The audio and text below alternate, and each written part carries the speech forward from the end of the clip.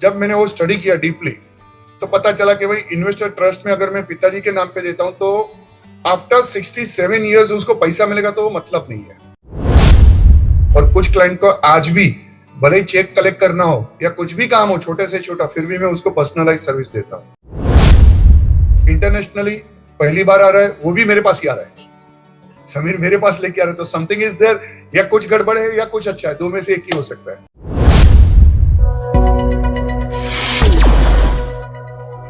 तो दोस्तों, आज के इस प्रोग्राम में हम एक ऐसे व्यक्ति से मिलने वाले हैं जो कि VITV की मदद से कॉन्टिनेंटल इंश्योरेंस कंपनी के साथ में जुड़े एक इंटरनेशनल एडवाइजर बने।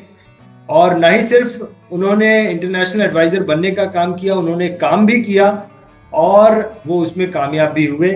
एक कस्टमर को उन्होंने इंटरनेशनल पॉलिसी भेज दी है और उन्होंने एज ए इंटरनेशनल एडवाइजर अपना जो है वो खाता खोल दिया है। इनका नाम मिस्टर समीर मेहता है। चलिए मिलते हैं समीर मेहता जी से और उनके इस एक्सपीरियंस को जानते हैं। धन्यवाद सर। तो समीर जी, सबसे पहले तो मैं आपसे ये जानना चाहता हूँ कि आप इंटरनेशनल एडवाइजर कब बने और कैसे बने? सबसे पहले तो मैं VITV का धन्यवाद करना चाहूंगा, स्पेशली रंजीत सर और को फाउंडर जसविंदर मैम का, कि जिनके माध्यम से मेरे को ये अपॉर्चुनिटी मिली। और अपने आप को भी धन्यवाद देना चाहूंगा, क्योंकि मैंने ये अपॉर्चुनिटी ली तो मेरे को ये काम मिला, और काम मिला तो मैं आगे बढ़ा। और तीसरा लास्ट है, लेकिन कहते हैं कि लास्ट बट नॉट लीस्ट, मेरे क्लाइंट को धन्यवाद देना चाहूंगा कि जिन्होंने मेरे पे विश्वास किया और मेरे को ये बिजनेस का मौका दिया। और जैसे आपने पूछा सर कि मेरी जर्नी जो शुरुआत हुई वो अगस्त महीने में हुई इंटरनेशनल एडवाइजर, क्योंकि VITV से एक मेरे को मैसेज आया कि 5 दिन का वर्कशॉप है अगस्त के लास्ट वीक में, आई थिंक सो था, if I am not wrong, 22, 23, 24, 25 something 5 दिन का वर्कशॉप था। तो मैंने जस्ट जाना, क्योंकि क्यूरियोसिटी रहती है कि कुछ नया सीखे, कुछ नया इम्प्लीमेंट करे, ताकि हम क्लाइंट के सामने हमेशा कुछ नई बात करेंगे तो हमारा सुनेगा। तो ये ऐसा मेरा थॉट प्रोसेस पहले से चल रहा था। अगस्त में मैंने कोर्स के लिए अप्लाई किया, मैंने 5 दिन कंटिन्यूसली कोर्स को अटेंड किया, और उसके बाद में जैसा प्रोसेस था कॉन्टिनेंटल का और VITV का, तो वो प्रोसेस को मैंने पूरा कंप्लीट किया। और आहिस्ता आहिस्ता इस प्रोसेस में मेरे को जानने को मिला कि हम कैसे आगे बढ़ सकते हैं, क्योंकि ये चीज जो है NRI के लिए, HNI के लिए, सुपर NRI के लिए जो भी है, तो बहुत पहले से मेरे को एक ख्वाब था कि मैं कुछ अच्छे लोगों के साथ काम करूं, क्योंकि मैंने 2016 में एक बड़ा सा केस क्लोज किया था अराउंड, उस टाइम भी मैंने प्रीमियम लिया था उनसे 8.5-9 लाख रुपए का प्रीमियम लिया हुआ था। तो मेरे को पता चला कि अच्छे बड़े लोगों के साथ में अगर हम काम करेंगे तो हमारा भी ग्रोथ होगा और हमें काम करने का मजा भी आएगा। तो पहले से, मतलब 2020 के पहले से मेरे को ये था कि मैं NRI कैटेगरी में कैसे काम करूं, कैसे क्लाइंट को ढूंढूं, और क्लाइंट को ढूंढने के लिए मैं क्या कर सकता हूं। क्योंकि अपने आप को जब हम एक्सेलरेट करते हैं, मतलब एक अलग तरीके से हम जब उनके सामने हमारा प्रेजेंटेशन रखते हैं, नॉट अ प्रोडक्ट प्रेजेंटेशन, लेकिन अपना प्रेजेंटेशन खुद, क्योंकि हर एक मीटिंग में ये अपने को पता है कि मैं प्रोडक्ट बेचने से पहले मैं अपने आप को बेचना पड़ता है, तब जाके प्रोडक्ट बिकता है। तो इस हिसाब से मेरा थॉट प्रोसेस था। मैंने VITV का मेरे पास में अपॉर्चुनिटी आया, मैंने उसको ग्रैब किया और उसके कंटिन्यूस प्रोसेस में मैं चलते गया, और जैसे जैसे बताते गए वैसे वैसे मैं करता गया। तो ये जर्नी थी अगस्त महीने से लेके अब तक फरवरी 26 तारीख तक की, कि VITV और कॉन्टिनेंटल का हमें हमेशा गाइडलाइंस मिला है, बहुत अच्छा गाइडलाइंस मिला है, सपोर्ट अच्छा मिला है। और अनएक्सपेक्टेड, मेरा एक छोटा सा ड्रीम था नहीं था वैसा भी था, लेकिन ये था कि मेरे को दुबई जाना है, HNI के साथ में काम करना है, और बिलियनर के जैसे लोग, क्योंकि मैंने बहुत बार संजय तोलानी करके है जो मैं भी मेजोरिटी लोग जानते हैं, तो संजय तोलानी जी को मैंने बहुत बार सुना है, उनके बहुत सारे प्रोग्राम अटेंड किए बम्बई में भी। तो एक थॉट प्रोसेस तो बैठ गया था कि यस, कि अगर संजय जी कर सकते तो मैं भी कर सकता हूँ। सिर्फ बात ये थी कि ऐसे कौन से प्रोडक्ट है जो मैं मेरे क्लाइंट के सामने रख सकता हूँ, बड़ा सा प्रीमियम हासिल कर सकता हूँ। तो thanks once again VITV, Ranjit sir, Jaswinder ji और कॉन्टिनेंटल की टीम सारी को। तो ये है। साथ साथ में एक एड ऑन यहाँ पे ये करना चाहूंगा कि BITV में अगस्त महीने में मैं जुड़ा हूँ, मतलब रिलेटेड कॉन्टिनेंटल। तो दिसंबर महीने में हमें एक मौका मिला दिल्ली में मिलने का, कि जहाँ पे कॉन्टिनेंटल के MD फाउंडर जिसको हम बोल सकते हैं अशोक सरदाना जी आ रहे थे। तो मेरा कोई ऐसा जाने का मेरा मकसद नहीं था कि मैं वहां जाऊँ और वो अटेंड करूँ, वनडे का था, ठीक है। लेकिन मेरा मकसद ये था कि मैं जब जुड़ा हुआ हूँ कॉन्टिनेंटल और BITV के साथ में, तो वहां पे जब उनके MD आ रहे तो उनको पर्सनल मिलना चाहिए। तो यही थॉट प्रोसेस है। मैंने वो एक दिन का जो भी अपना BITV का प्रोग्राम था वो मैंने अटेंड किया। वहां पे मैंने पर्सनली अशोक सरदाना जी से मैं मिला, उनकी टीम से मिला, तो बहुत कुछ सारी बातें जानने को मिली। Perfect perfect. So Sameer ji, ऐसा कहते हैं कि जहाँ चाह वहाँ राह, तो आपने एक चाह बनाई और Yes. आपके लिए ऑटोमेटिक जो है कुदरती एक राह बन गई और आप इस रास्ते पे आ गए। तो जब Right. आप ये इंटरनेशनल एडवाइजर बनने का आपको मौका मिला, उसके बाद में आपने लोगों को किस तरीके से अप्रोच किया? देखिए, अगस्त महीने में आप पिछले साल बने और 5-6 महीने के बाद में आपका जो है पहला डील क्लोज हुआ। तो डेफिनेटली आपने बहुत सारा काम किया होगा, बहुत सारे लोगों को अप्रोच किया होगा। तो क्या क्या एक्टिविटीज आपने की वो बताइए यहाँ तक पहुंचने के लिए। सबसे पहले तो ये जाना कि प्रोडक्ट क्या है, क्योंकि जब हम कहीं पे भी जाते हैं तो उसका पहले नॉलेज लेना जरूरी होता है कि मेरे पास क्या क्या अवेलेबिलिटी है जो मैं मेरे क्लाइंट को एक अलग तरीके से दिखा सकता हूँ, बता सकता हूँ। तो पहले ये समझा कि कौन से कैटेगरी के क्लाइंट को हम लोग ये पिच कर सकते हैं। जैसे BITV का प्रोग्राम है गोल्ड मेंबरशिप, उसमें हम लोग कहते हैं कि 50 लाख के ऊपर के लोगों को ही हम लोग अप्रोच करेंगे। It's like that. तो मैंने मेरे एक सेगमेंट बनाया, मेरे क्लाइंट जो भी एग्जिस्टिंग क्लाइंट है उसमें से सेगमेंट बनाया कि जिसकी आमदनी अच्छी हो, जो पैसा दे सकता है, जो बात को समझ सकता है, उसको जाके मैं पहले अप्रोच किया। बहुत सारे मैंने प्रेजेंटेशन लिए, लेकिन उसमें से 2 या 3 को ही मैंने वापस सेग्रीगेट करके उनसे मैं बातचीत किया। और उसमें से ये मेहुल मेहता करके जो है मेरे फर्स्ट क्लाइंट है, उनके साथ में मैंने सारी बातें की। तो प्रोडक्ट को समझा, साथ में ये भी जरूरी समझा कि भाई किसको हम क्या दे सकते हैं, क्योंकि विदाउट प्लानिंग कोई भी प्रोडक्ट है ना, वो प्रोडक्ट नहीं है। ऐसे ही मतलब जस्ट एक ट्रांजेक्शन हो जाता है, लेन देन का, बाकी कुछ वो हमारा प्लानिंग नहीं बनता है, ना रिलेशनशिप बनती है, ना ट्रस्ट बैठता है। मैंने बेचने गया, मैं बेच के चला आया, बात खत्म वहां पे। तो मैंने ये पहले समझा कि किसको मैं दे सकता हूं, देने के बाद उसकी क्या जरूरत है, क्या वो भी जाना। और साथ साथ में हमारी प्रोडक्ट ट्रेनिंग चल रही थी। जैसे कि पहले सबसे पहले हमारे पास प्रोडक्ट आया इन्वेस्टर ट्रस्ट S&P 500, उसके बाद में आया संजय आया, उसके साथ साथ में एक ओमनी केयर आया। तो omni care it's related critical illness. Investor trust का जो S&P 500 है वो पर्टिकुलरली एक सेविंग प्लान है। और साथ में मैंने संजय देखा, तो संजय को थोड़ा बहुत स्टडी किया, तो मेरे को लगा कि मेरे क्लाइंट के लिए ये सूटेबल है। उसके पहले मैंने उनको, जैसे ही मेरे पास में प्रोडक्ट आया था, तो मैंने उनको बताया था कि सर इन्वेस्टर ट्रस्ट करके ऐसा प्रोडक्ट है, और प्रेजेंटेशन भी उनके लिए दिया था, उसके बच्चे के लिए भी दिया था, बेटा है 23 साल का, तो उसके लिए भी दिया था। लेकिन कहीं ना कहीं मेरे को ये लगा कि अगर बेटा अभी भी हायर एजुकेशन कर रहा है, उसका इनकम नहीं है, तो पिताजी उनका प्रपोजर बनेंगे और वो इनकम प्रूफ दिखा के हम लोग करेंगे, तो कहीं ना कहीं वो मिसमैच थोड़ा सा मेरे को लग रहा था। तो जब मैंने वो स्टडी किया डीपली, तो पता चला कि भाई इन्वेस्टर ट्रस्ट में अगर मैं पिताजी के नाम पे देता हूं तो आफ्टर 67 ईयर्स उसको पैसा मिलेगा, तो वो मतलब नहीं है। जैसे हम लोग प्लानिंग करते हैं, तो ये प्लानिंग की बात आ गई। तो मैंने वो स्टडी किया, और बाद में संजय जैसे मेरे पास आया, तो मैं संजय भी उनके पास लेके गया। संजय का जो है वो रेगुलर इनकम प्लान है। तो उसमें मैंने स्टडी किया, ये किया कि भाई अगर आदमी लिमिटेड प्रीमियम पे करता है लिमिटेड टर्म के लिए, अगर थोड़ा सा डिफरमेंट पीरियड अगर उसको मिल जाता है, तो उसके लिए एक अच्छा खासा एक कॉर्पस खड़ा होने का चांसेस है वहां पे। और संजय जो है, it is very good plan for regular income, ये मैंने जाना। हालांकि S&P 500 critical illness omni care का जो प्रोडक्ट है वो भी अच्छा है, लेकिन उसकी रिक्वायरमेंट, उसकी एज जानने के बाद मैंने उसको कंपैरिजन किया। तो सेकंड थर्ड मीटिंग में हमारी ये बात हुई। क्लाइंट ने मेरे को तुरंत इमीडिएटली मेरे को ये पूछा कि तूने पहले मेरे को ये बताया, बाद में ये क्यों बता रहा है। तो मैंने उनको समझा कि सर देखो यहाँ पे ये डिफरेंस है, एज पर योर एज आपका ये होता है। अगर 15 साल में आपको देता हूं, तो आफ्टर 67 या 66 एज में, तो वो पैसा एंजॉय कब करोगे, जब हमारा कुछ हाथ पैर नहीं लेगा तभी। तो ये प्रैक्टिकली मैं बता रहा हूँ, क्योंकि मैंने लिटरली यही शब्दों में उनसे बात किया। तो बताया वो भी बात तेरी सही है।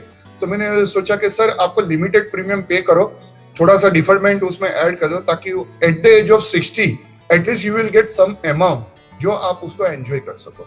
समीर जी, स्टेप्स क्या थे ये जो आपके कस्टमर बने अब, जिन्होंने आपको, जो आपसे ये प्रोडक्ट बाय कर रहे हैं, कैसे आपने पहले उनको मैसेज किया था, डायरेक्ट फोन कॉल किया, 3 कस्टमर को आपने अप्रोच किया, तो ये जो कस्टमर बने इनके साथ में आपके स्टेप्स क्या रहे? कैसे आपने मैसेज किया, फोन किया, डायरेक्ट मुलाकात किया, हाउ इट हैपेंस? मैं डायरेक्टली अप्रोच करता हूँ, और जैसे अब हम सभी को पता है कि हमारे क्लाइंट बेस में कैटेगराइजेशन होना चाहिए, और कुछ क्लाइंट को आज भी भले ही चेक कलेक्ट करना हो या कुछ भी काम हो छोटे से छोटा, फिर भी मैं उसको पर्सनलाइज सर्विस देता हूँ, क्योंकि मेरे को पता है अगर मैं वहां पे किसी ऑफिस बॉय को या किसी को भी XYZ पर्सन को भेजूंगा तो शायद पॉसिबल है कि वो सिर्फ वो काम निपटा के तुरंत आ जाएगा, या वो भी बोलेगा चल भाई ठीक है तेरा काम हो गया ठीक है। तो उस हिसाब से मैं मेरे क्लाइंट में कैटेगराइजेशन करके काम करता हूँ कि कुछ लोगों को पर्सनल कुछ भी काम हो, सिर्फ जाके वहां पे आ जाऊंगा तो भी चलेगा, लेकिन उन लोग को मैं पर्सनली मिलता हूँ। तो मेहुल भाई को भी मैं पर्सनली मिला और पर्सनली उनसे प्रेजेंटेशन किया, उनको सारी बातें समझाई, हमारी बहुत सारी मीटिंग्स हुई, और डे बाय डे मेरा फॉलोअप रहा, क्योंकि ये पहला प्रोडक्ट है, कॉन्टिनेंटल का नाम नहीं जाना है उन्होंने, ना सुना हुआ है, लेकिन इंटरनेशनली हम लोग इन्वेस्टमेंट कर सकते हैं उसको कहीं ना कहीं पता था मेरे क्लाइंट को, मेहुल भाई को। तो थोड़ा सा मेरे को वो एक ओपन विंडो हो गया मेरे लिए, थोड़ा सा उसके अंदर झांकने के लिए। तो मैंने उनसे बताया कि सर ऐसा ऐसा है और ये प्रपोजल मैं आपके लिए लेके आया हूँ, आपके लिए क्यों लेके आया हूँ वो भी मैंने बताया उनको कि सर देखो आप LIC में करते हो, हेल्थ का पोर्टफोलियो आपका अच्छा है, म्यूचुअल फंड में आपका पोर्टफोलियो अच्छा है, तो why not you are go for a global diversification. तो ये एक मौका और एक ये पॉइंट पकड़ के मैंने उनके साथ में एक्सप्लेनेशन चालू किया, प्रोडक्ट प्रेजेंटेशन चालू हुआ। तो स्टेप बाय स्टेप ऐसे सेकंड थर्ड मीटिंग होती गई, और उसके अंदर उनके जो भी क्वेरी थे वो सॉल्व करने की कोशिश की। तो ऐसा ऐसा मतलब it will take lot of time, क्योंकि पहला प्रोडक्ट, इंटरनेशनल पहली कंपनी, और वो भी पहला क्लाइंट मेरा, तो वो थोड़ा विश्वास उनको, क्योंकि अगर जो मैं पैसा डाल रहा हूँ तो वो क्या सही जगह पे जा रहा है, क्योंकि ऐसे भी मेरे सामने सवाल आया कि यार ये तो इंटरनेशनल कंपनी है, कल उठ के अगर फ्रॉड हो गया तो कौन पैसा भरेगा, या कुछ भी हो गया XYZ तो क्या आपका क्या उत्तर था इसके ऊपर? तो मैंने ये बताया कि सर जैसे ट्रेनिंग मैंने 4 ट्रेनिंग तो ले चुका था, संजय का 2 लिया था, इन्वेस्टर ट्रस्ट का 1 लिया हुआ था, और ओमनीकेयर का 1 लिया हुआ था। तो यहाँ पे हम लोग को ये कंपनी की प्रोफाइल के बारे में बताया गया था। इन्वेस्टर ट्रस्ट की प्रोफाइल है, संजय मतलब सन लाइफ हांगकांग के लिए जो भी है उनका प्रोफाइल था, प्लस ओमनीकेयर का प्रोफाइल है। तो मैंने क्लाइंट के साथ में वो शेयर किया कि सर देखो अगर ऐसा होता तो आज तक आपने जो मेरे बेस पे, मेरे ट्रस्ट के ऊपर जो आपने मेरे को पैसा दिया है, और जो इतना अच्छा खासा पोर्टफोलियो मैंने मेंटेन किया है, और आपने मेरे पे विश्वास किया है, तो वो आज मैं लेके ही नहीं आता था अगर ऐसा कुछ रहता। तो मैंने भी छानबीन की है, और जिनके द्वारा आया है BITV, और प्लस मैंने उनको मेरे फोटोग्राफ्स दिखाए, मेरे जो BITV ने दिसंबर महीने में दिल्ली में जो इवेंट किया था उसके सारे मैंने कुछ कुछ फोटोज दिखाए कि भाई रंजीत सर कौन है, जसविंदर जी कौन है, अशोक सरदाना जी कौन है, और उनकी टीम स्वाति जी थे, प्रशांत जी थे, तो उनके सारे दिखाए, उनके साथ में हमारे ग्रुप के फोटोग्राफ्स दिखाए। तो उनको थोड़ा सा विश्वास हुआ कि नहीं हाँ कुछ तो है। लेकिन ये डाउट था कि पहला प्रोडक्ट था, इंटरनेशनली पहली बार आ रहा है, वो भी मेरे पास ही आ रहा है, समीर मेरे पास लेके आ रहे, तो समथिंग इज देयर, या कुछ गड़बड़ है या कुछ अच्छा है, 2 में से एक ही हो सकता है। समीर जी, सबसे बड़ा ट्रिगर पॉइंट क्या था?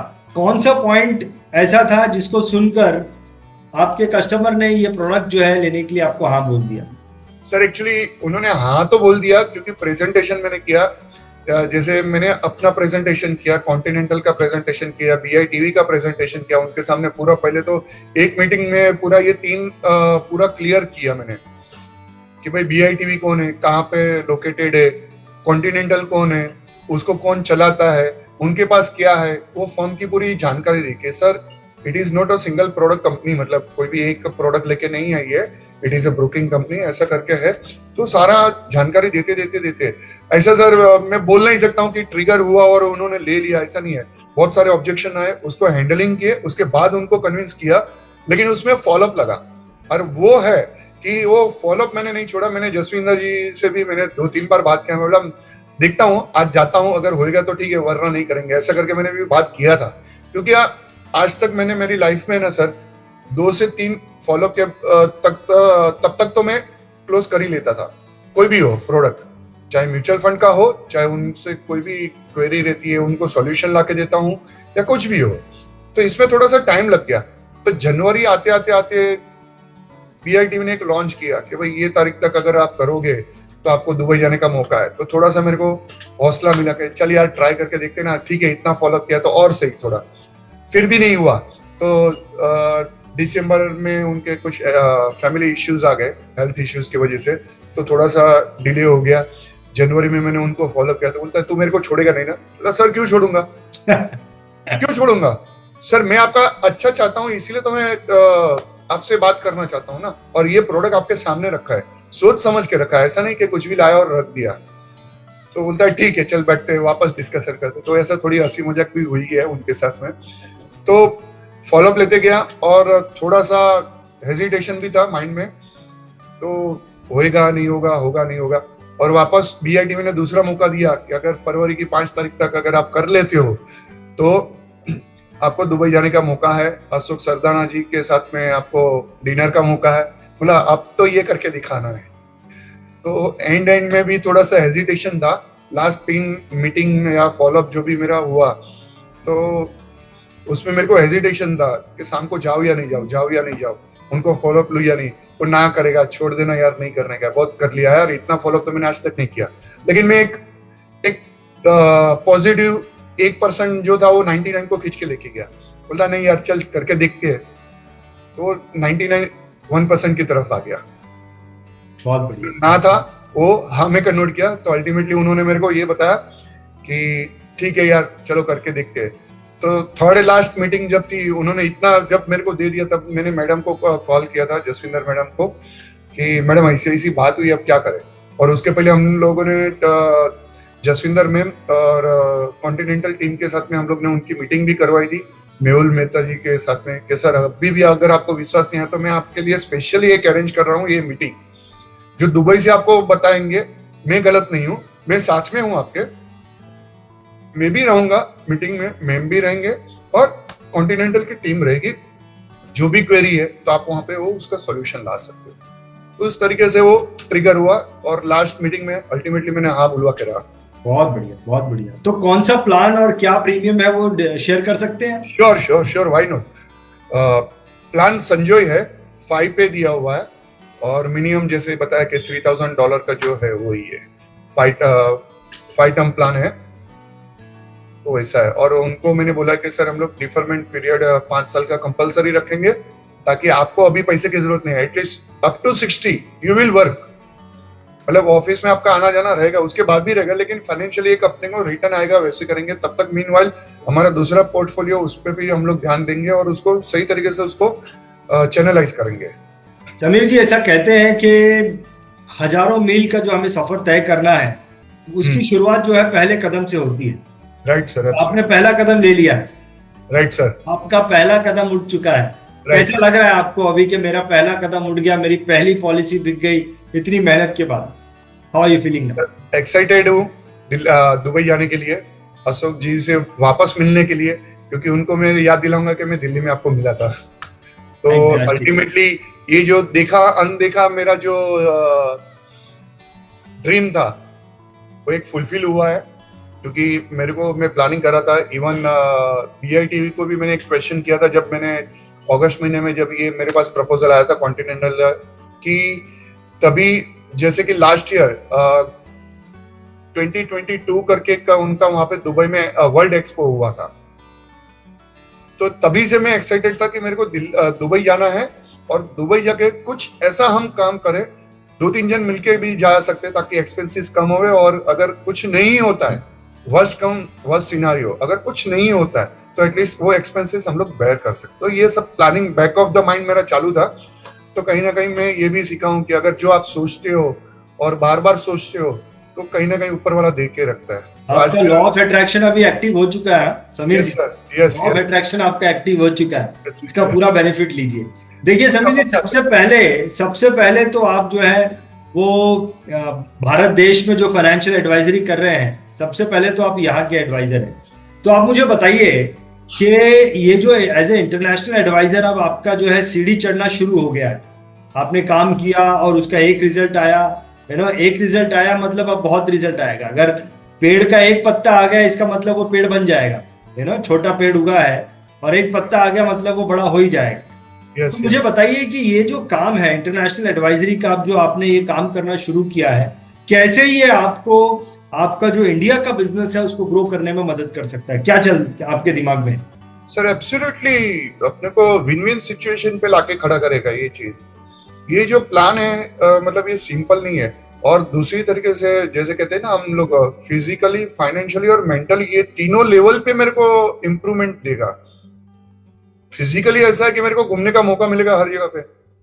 मेंटली ऐसा है कि मेरे को बहुत कुछ सीखना है और बहुत कुछ अपने आप को कहते हैं ना कि एक नए लेवल पे, एक नए मुकाम पे लेके जाना है। तो नए लेवल पे, नए मुकाम पे जाने के लिए हमें कुछ ऐसा काम करना होगा जो दुनिया से हटके होगा, तब जाके हमारी आइडेंटिटी बनेगी। ऑलरेडी लोग कर रहे हैं तो हम लोग क्यों नहीं कर पाते? क्योंकि 2021 में मैंने एनआरआई का एक कोर्स किया था, संजय गुरनानी सर है, तो उनसे मेरे को इंस्पिरेशन भी हुआ था कि बहुत सारी जानकारी मेरे को मिलती है। ये तो बहुत इजी हो सकता है। अगर आपको एक क्लू मिल गया, एक बारी खुली मिल गई, तो वहां से आपके सारे बहुत सारे कॉन्टेक्ट निकल सकते हैं। तो आज की तारीख में कहीं पे भी जाता हूँ तो बैक ऑफ द माइंड तो एनआरआई चल ही रहा है, इंटरनेशनल चल रहा है और साथ साथ में एलआईसी भी चल रहा है। मतलब एलआईसी या इंडियन कंट्री के लिए भी मेरा प्लानिंग चल रहा है। क्यों? क्योंकि अगर मैं कहीं पे भी गया फॉरेन कंट्रीज में, तो उसका इंडिया में तो कोई ना कोई है। कहीं ना कहीं उसको प्लानिंग की जरूरत है, कहीं ना कहीं उसको इन्वेस्टमेंट की जरूरत है, कहीं ना कहीं उसको गाइडेंस की जरूरत है। तो इस तरीके से इंडिया में भी मैं वर्क कर पाऊंगा और आउट ऑफ द इंडिया भी मेरा अच्छा खासा वर्क होगा। क्योंकि कहीं ना कहीं अगर बहुत साल पहले, मतलब मैं बताऊं, अराउंड 2010 में मैं बिहार गया था और एक गांव वहां पे ऐसा है सर, 100% टोटल कम्युनिटी के लोग, जेंट्स जितने भी लोग हैं ना, सारे के सारे कुवैत में, कुवैत, कतार, सऊदी अरबिया, वैसे वहां पे है।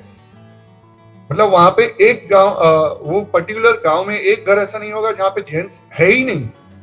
सब लोग वहां पे एनआरआई है, मतलब वो एनआरआई का गांव बोला जाता है। तो ये सब अपॉर्चुनिटी बहुत सारी है। इसको अपॉर्चुनिटी के तौर पे मैंने वर्क किया है और बहुत लंबा जाना है मेरे को।